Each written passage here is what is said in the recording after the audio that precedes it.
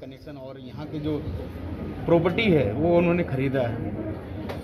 पवार साहब ने खुद एक बार ये कहा था कि दुर्भाग्यवश मेरा नाम दाऊद इब्राहिम के नाम से जोड़ा गया और वो एक बार जोड़ा गया वो फिर कभी साफ नहीं हुआ।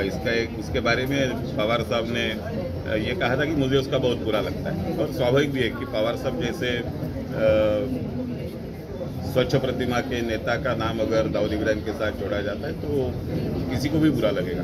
सर प्रिंट मीडिया में निकला था कि बोलने दो पूरा साहब मेरा पूरा तो कर, लेकिन अब पवार साहब को ये मौका है कि जो उनको बुरा लग रहा था, जिसका नाम अपने साथ जुड़ जाने के कारण बुरा लगा था, उसका अपना कुछ लेना देना नहीं है। हम जैसे भारत की सारी जनता दाऊद इब्राहिम के खिलाफ है, उससे भी ज़्यादा प्रभावी रूप से पवार साहब भी दाऊद के खिलाफ है। ये जनता को जता देने का मौका पवार साहब को मिला है और मुझे पूरा विश्वास है कि पवार साहब ये मौका हाथ से छोड़ेंगे नहीं। नवाब मलिक ये इस सरकार के एक प्रमुख मंत्री रहे हैं, आज भी है, और सरकार की तरफ से मीडिया से इंटरेक्शन करने का काम भी नवाब मलिक लगातार कर रहे थे। लेकिन नवाब मलिक के जो कनेक्शंस दाऊद इब्राहिम के लोगों के साथ दिखाई दिए, सामने आए, और उनको बचाने के लिए, उनके इंटरेस्ट बचाने के लिए नवाब मलिक ने किया हुआ काम जब सामने आया तब ईडी ने यह कार्रवाई की है। और ईडी के कस्टडी में जाने के बाद सरकार ने तुरंत नवाब मलिक का इस्तीफा लेना जरूरी था, कानून की दृष्टि से भी जरूरी था। अगर ये सरकार चलाने वाले तीनों दल भारत के संविधान में, कानून में विश्वास रखते हैं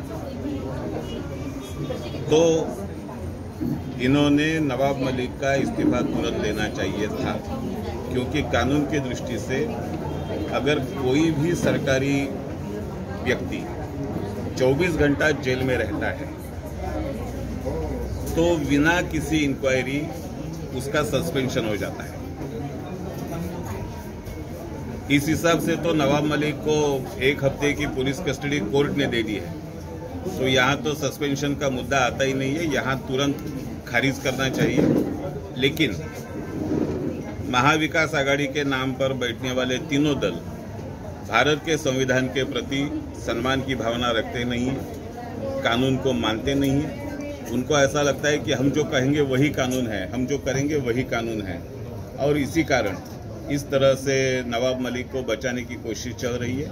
लेकिन भारतीय जनता पार्टी इसके खिलाफ अपना संघर्ष जारी रखेगी। सर, शरद पवार के साथ में भी कर्मचाऱ्यांना सातत्याने पाठिंबा दिलेला आहे, त्यांच्या आंदोलनाला पाठिंबा दिलेला आहे, आणि हे आंदोलन सरकारने कर्मचाऱ्यांबरोबर चर्चा करून त्यांच्या मनातले संशय जे आहेत ते दूर करून लवकरात लवकर संपवावा हा आमचा आग्रह होता। परंतु या सरकारला एसटी कर्मचाऱ्यांबद्दल कुठल्याही प्रकारची ममत्वाची भावना त्यांच्या मनात नाही। एसटी कर्मचाऱ्यांचे प्रश्न सोडवावेत असे त्यांना वाटत नाही, आणि हा जो कर्मचारी वर्ग आहे, कामगार वर्ग आहे, गरीब वर्ग आहे, त्याच्या समस्या सोडवण्याची मानसिकता या सरकारची नाही, आणि म्हणून ही परिस्थिती निर्माण झाली। एसटीच्या कर्मचाऱ्यांच्या बाबतीत या सरकारने घेतलेली भूमिका, आणि मराठी कर्मचाऱ्यांबद्दल एसटीचा कर्मचारी हा 80-85-90% मराठी आहे, आणि या मराठी कर्मचाऱ्यांबद्दल या सरकारने घेतलेली भूमिका ही अत्यंत दुर्दैवी आहे।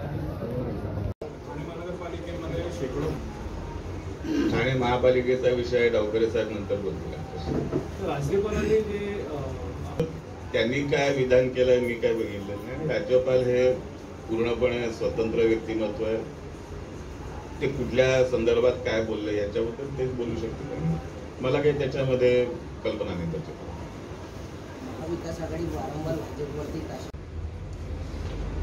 नवाब मलिक यांचं गेल्या 2-2.5 वर्षांमधले अनेक मुद्दे हे प्रश्न उपस्थित करणारे आहेत। त्यांचे नातेवाईक किती तुरुंगात आहेत आणि ते सुद्धा गेल्या 8-10 महिन्यामध्ये किती जण तुरुंगात आहेत हाही शोध घेण्याचा प्रश्न, आणि कोणत्या कोणत्या आरोपांखाली आहेत, म्हणजे अंमली द्रव्य विकण्यापासूनचे सगळे प्रकार त्याच्यामध्ये आहेत, आणि इतके जवळचे लोक वेगवेगळ्या गुन्हेगारी कारणांसाठी तुरुंगात असताना या मंत्र्याबद्दल सरकारला, मुख्यमंत्र्यांना काही अडचण वाटत नाही. त्यांच्या मांडीला मांडी लावून हे बसू शकतात. याच्यामध्येच अनेक प्रश्नांची उत्तरं आणि अनेक नवे प्रश्न आहेत. सरकारच्या बाजूने काही खुलासा नाही, पवारांनी स्वतः पण काही खुलासा केला नाही. लवासाच्या बाबतीत जे आम्ही अनेक वर्ष म्हणत होतो आणि ते म्हणत असताना त्याबद्दलची अनेक कागदपत्र आम्ही त्या वेळेला उघडकीला आणली, समोर आणली. ते सर्व आमचं म्हणणं बरोबर होतं. हे न्यायालयाने आता मान्य केलं. बाकी न्यायालयाची भूमिका जी आहे की आता सगळं उभं राहिलंय, ते पाडून टाकण्याचा आदेश देता येणार नाही वगैरे. आम्ही काही पाडून टाकण्याचा मुद्दा, म्हणजे माझ्यापुरतं मी तरी कधी पाडून टाका आणि हे करा असं म्हटलेलं नव्हतं. परंतु ज्या पद्धतीने लवासामधल्या जमिनी ताब्यात घेतल्या गेल्या, त्यांचा गैरवापर केला गेला आणि आपल्या जवळच्या लोकांना ते सगळं देण्याचा प्रयत्न केला गेला, ह्याच्यामध्ये पवार साहेबांच्या बाबतीतले जे आरोप त्यावेळेला केले गेले होते, जे आक्षेप घेतले गेले होते, ते सगळे आक्षेप बरोबर आहेत, ते सगळे आरोप बरोबर आहेत असं आता खुद्द न्यायालयानेच म्हटलेलं आहे. आणि वास्तविक माझी अपेक्षा ही होती की पवार साहेब या विषयामध्ये काही ना काही बोलतील, खुलासा करतील किंवा निदान आपल्यावरती केलेले जे ताशेरे झाडलेले आहेत ते ताशेरे काढून टाकण्यासाठी वरच्या न्यायालयात जातील अशी माझी अपेक्षा होती. पण अजून तरी तसं काही झालेलं दिसत. त्यांना अशा तऱ्हेचे कागदपत्र जमा करणं आणि त्याबद्दलचा जो काही त्या तपास यंत्रणांकडे जाऊन प्रयत्न करण्याचा पूर्ण अधिकार आहे आणि त्यांचे कागदपत्र तपास करण्याच्या दृष्टीने आवश्यक योग्य वाटले तर तपास यंत्रणा आपल्या कार्यपद्धतीने तपास करते. सर, महागाई सर संजय बाबुले साहेब, मी जिल्हाध्यक्ष आमदार निरंजन डावखरे साहेबांना विनंती करतो की त्यांनी 2 मिनिटात प्रास्ताविक करावं. प्रास्ताविक करावं. त्याच्यामुळे आपल्यामध्ये आणि माधवजींच्या मध्ये मी जास्त वेळ घेणार नाही. पत्रकार परिषदेचं कारण आपल्याला माहिती आहे. मंत्र्यांचं नवाब का नकाब तो उतर गया आणि त्यानंतरही ज्या लोकांबरोबर आणि त्याच्या संदर्भातली त्यांच्यावर कायदेशीर कारवाई झालेली असतानाही त्यांच्या मांडीला मांडी लावून राज्य शासनाचा कारभार जर हे राज्यकर्ते चालवणार असतील तर निश्चितपणे महाराष्ट्राची जनता त्यांना माफ करणार नाही. आणि भारतीय जनता पार्टीच्या माध्यमाने या संदर्भातलं आंदोलन हे टप्प्याटप्प्याने होत राहील. मी माननीय माधवजींना विनंती करेन की या संदर्भातलं सविस्तर त्यांनी आपल्या या पत्रकार परिषदेमध्ये आपल्या समोर मांडावं. आमदार निरंजनजी डावखरे, माझे सहकारी संदीप लेले, आपले गटनेते डुंगरे संजयजी वाघोले, सागर भदे आणि पत्रकार मित्र, गेल्या काही दिवसांपासून नवाब मलिक यांच्या अटकेमुळे जे काही विषय निर्माण झाले त्याबद्दल आज आम्ही संपूर्ण महाराष्ट्रामध्ये अशा तऱ्हेच्या पत्रकार परिषदांचं आयोजन केलं. हे सरकार सत्तेवर येऊन साधारण 2.5 वर्ष झाली. या 2.5 वर्षांमध्ये सरकारने लोकांच्या उपयोगाची कामं काय केली या प्रश्नाचं उत्तर मिळणं अवघड आहे. पण संजय राठोड पासून नवाब मलिकांपर्यंत आणि संदीपन भुमरेंपर्यंत आरोपांच्या तडाख्यात सापडलेल्या मंत्र्यांची यादी मोठी आहे आणि त्याच्यात तिन्ही पक्षांचे नेते आहेत, तिन्ही पक्षांचे मंत्री आहेत. दोघा-तिघांना जावं लागलं. राज्याचे गृहमंत्रीच तुरुंगात जाण्याची परिस्थिती ही पहिल्यांदा महाराष्ट्राने बघितली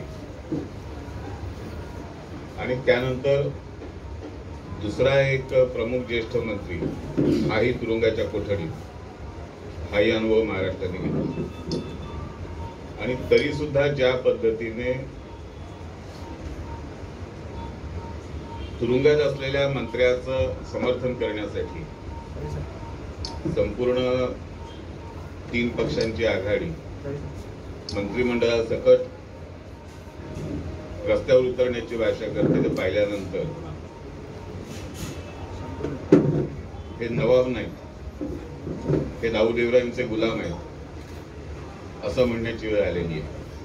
करण्यामध्ये गंभीर भाग हा आहे की ज्या मुद्द्यासाठी नवाब मलिक यांना अटक झाली तो सगळा विषय हा दाऊद इब्राहिमच्या मालमत्तेशी जोडलेला विषय आहे, दाऊद इब्राहिमच्या कारवायांशी जोडलेला विषय आहे. आणि हा दाऊद इब्राहिम कोण आहे? तर 92-93 मध्ये ज्यांनी मुंबईमध्ये बॉम्बस्फोट घडवून शेकडो लोकांचे बळी घेतले आणि त्यानंतर सुद्धा ज्याने भारत विरोधी कारवाया चालू ठेवल्या,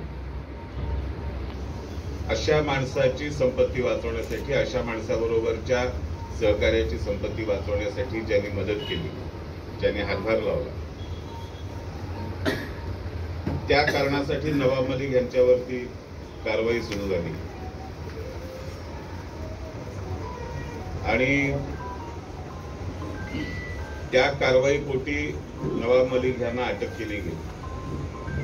बरं, ही जमीन आपण खरेदी केली आहे, मालमत्ता आपण खरेदी केली असं नवाब मलिक स्वतःच्या तोंडाने सांगतात. म्हणजे त्यांनी काही नाकारले नाही आपण मालमत्ता खरेदी केली. मालमत्ता कोणत्या परिस्थितीत खरेदी केली आहे त्यांनी सांगितलं जरी नसलं तरी सुद्धा त्यावेळेला जर नवाब मलिक यांनी ती मालमत्ता खरेदी करून स्वतःच्या नावावर करून घेतली नसती तर ती मालमत्ता सरकार जमा झाली असती. त्यामुळे दाऊद इब्राहिमच्या सहकार्याची मालमत्ता सरकार जमा होऊ नये या एकमेव हेतूने ही मालमत्ता नवाब मलिक यांनी आपल्या नावावर फिरवून घेतली आणि या पद्धतीने सहकार्याला संरक्षण देण्याचा प्रयत्न केला. हा यातला मुद्दा आहे. आणि निषेधार्थ म्हणजे खरं म्हणजे हा ज्या वेळेला हे सगळे पुरावे समोर आले तेव्हा या सरकारने स्वतःच नवाब मलिक यांचा राजीनामा घ्यायला हवा. या सरकारने स्वतःच याबद्दलची फौजदारी कारवाई सुरू करायला हवी. पण त्यातलं काही न करता प्रत्यक्ष कारवाई सुरू झाल्यानंतर, अटक झाल्यानंतर सुद्धा त्यांना संरक्षण देण्याचा प्रयत्न केला जातो. हा संपूर्ण महाराष्ट्रातल्या जनतेचा घोर अपमान आहे. जे शेकडो बळी मुंबईमध्ये बॉम्बस्फोटांपायी आणि दहशतवादी कारवायांपोटी गेल्या अनेक वर्षांमध्ये गेले, त्या सर्व निरपराध हुतात्म्यांचा हा अपमान. आणि हे सरकार दहशतवाद्यांच्या विरोधात नाही तर दहशतवाद्यांना संरक्षण देण्याच्या मानसिकतेत असलेलं सरकार आहे असं म्हणण्याची वेळ या सरकारने आणलेली आहे. आणि त्यामुळे याच्या बाबतीत आम्ही महाराष्ट्रामध्ये आवश्यक असेल त्या सर्व पद्धतीने आंदोलन करू.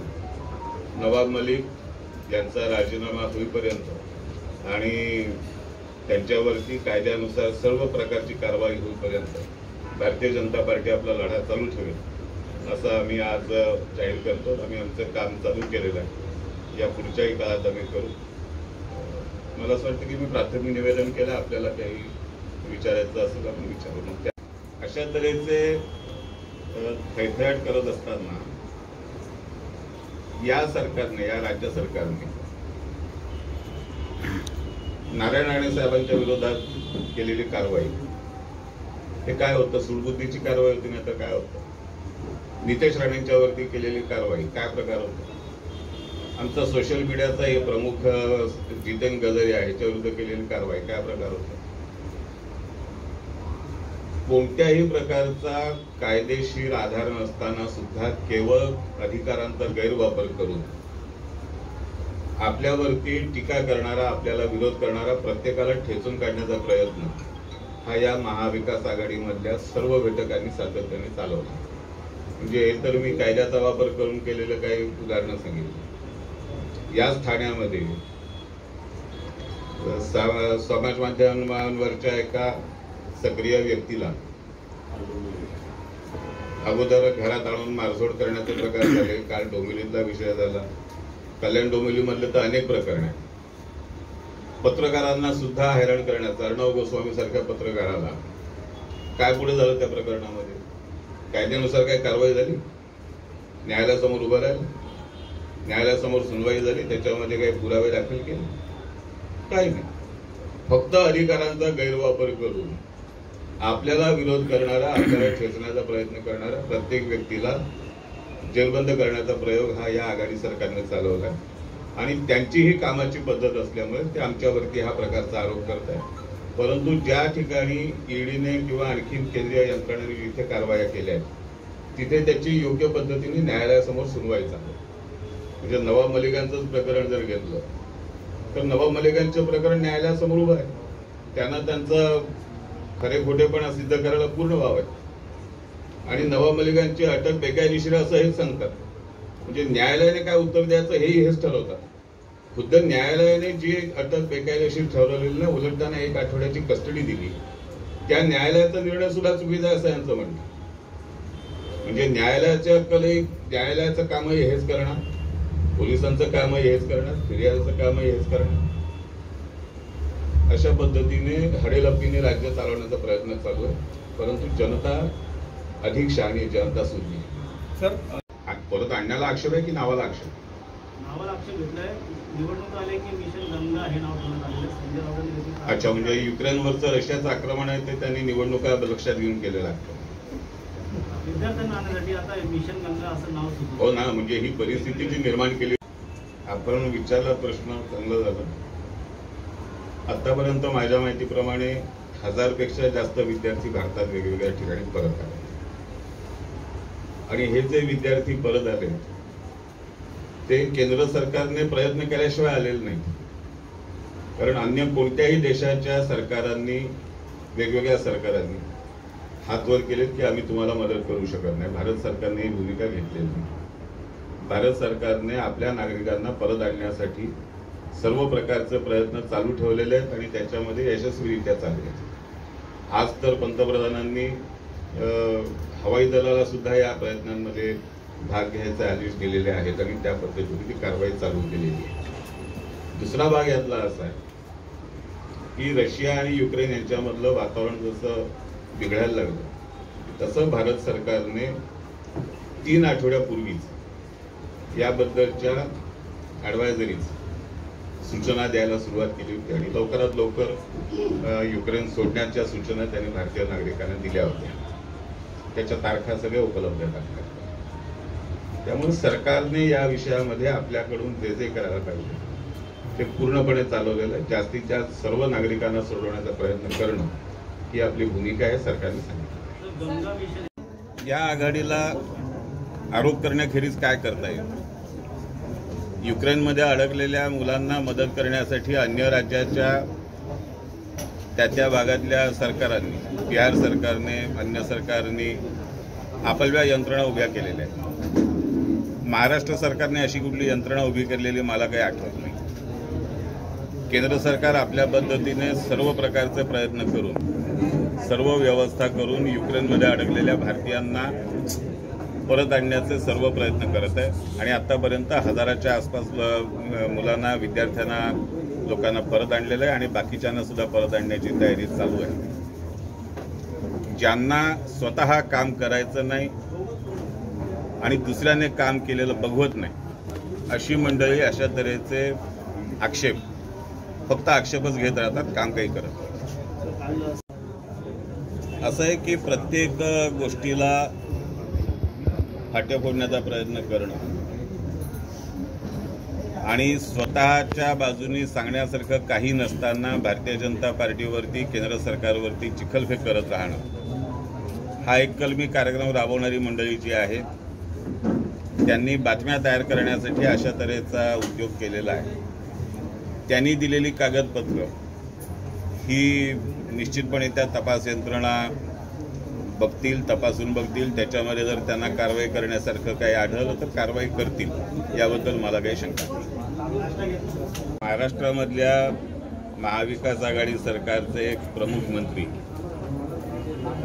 दाऊद इब्राहिम बरोबरच्या कथित संबंधांमुळे आणि त्यातल्या आर्थिक व्यवहारांच्या संबंधांमुळे तुरुंगात गेल्यानंतर सुद्धा त्यांचा राजीनामा घ्यायचा नाही अशी भूमिका जी महाविकास आघाडी सरकारने घेतली, महाविकास आघाडीने घेतली. त्यावरून एक स्पष्ट दिसतं की महाराष्ट्रातल्या ठाकरे सरकारमध्ये नवाबाचा मुलगा घेऊन वावरणारा मलिक नावाचा मंत्री प्रत्यक्षात कुख्यात आंतरराष्ट्रीय दहशतवादी आणि देशद्रोही दाऊद इब्राहिमचा गुलाम आहे असं ईडीच्या आरोपपत्रामधून स्पष्ट होतं. आणि तरीसुद्धा ठाकरे सरकार त्या मंत्र्याच्या सरबराईसाठी जीव तोडून सज्ज झालेला आहे. दुर्दैवाचा भाग असा आहे की 92-93 मध्ये ते बॉम्बस्फोट मुंबईमध्ये झाले आणि त्याच्यामध्ये शेकडो निरपराध नागरिक मारले गेले. त्यानंतर सुद्धा अनेक वर्ष मुंबईमध्ये महाराष्ट्रामध्ये दहशतवादी घटना बॉम्बस्फोट होत राहिले. त्याच्यामध्ये शेकडो नागरिकांचा बळी गेला आणि या सगळ्या दहशतवादी कारवायांशी, हल्ल्यांशी, बॉम्बस्फोटांशी कोणत्या प्रकारे दाऊद इब्राहिमच्या संबंधितांचा हात होता हे त्या वेळच्या सरकारने प्रत्येक वेळेला म्हटलेलं आहे. आणि असं असून सुद्धा त्या दाऊद इब्राहिमच्या सहकाऱ्यांशी संबंध असलेल्या व्यक्तीला मंत्रिमंडळात ठेवण्याचा आग्रह हे सरकार धरतं. ह्याच्या इतका महाराष्ट्रातल्या, मुंबईतल्या जनतेचा दुसरा अपमान असू शकत नाही. हा महाराष्ट्राच्या बळी गेलेल्या शेकडो निरपराध नागरिकांचा अपमान आहे. महाराष्ट्रामध्ये वेळोवेळी दहशतवादी हल्ले करणाऱ्या लोकांना समर्थन देण्याचा हा प्रकार आहे आणि याचा निषेध भारतीय जनता पार्टी अत्यंत तीव्र स्वरूपात करत आहे. आणि या संदर्भामध्ये आमचं आंदोलन हे आम्ही संपूर्ण महाराष्ट्रामध्ये उभं करू, चालवू आणि जोपर्यंत राज्यातलं सरकार या विषयामध्ये जनतेच्या बाजूची भूमिका घेत नाही तोपर्यंत आमचं आंदोलन चालू राहील. महाविकास आघाडीच्या कोणत्याही नेत्याने भाजपवरती थैथैट केला नाही असा एखादा दिवस आठवत होता. आपण काय केलंय सांगण्याचे कष्ट ते घेत नाहीत, कारण सांगण्यासारखं काय आणि स्वतःकडे सांगण्यासारखं काही नसल्यामुळे आमच्या नावाने बोटं मोडत राहणं एवढं एकच त्यांना वाटतं. आणि त्यांना असं वाटतं की आपण अजूनही विरोधी पक्षातच आहोत, अशा मानसिकतेत ते आहे.